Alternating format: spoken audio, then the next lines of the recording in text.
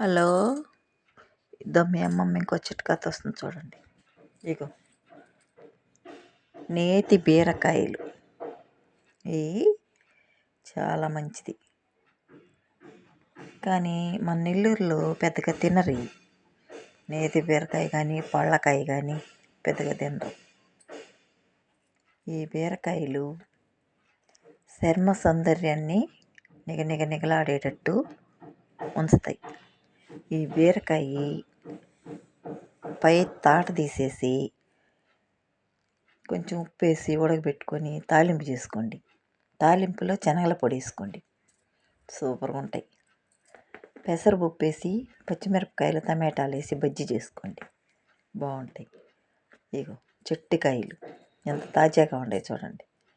ఇది నచ్చితే లైక్ చేయండి, షేర్ చేయండి, ఫాలో అవ్వండి, కామెంట్ పెట్టండి.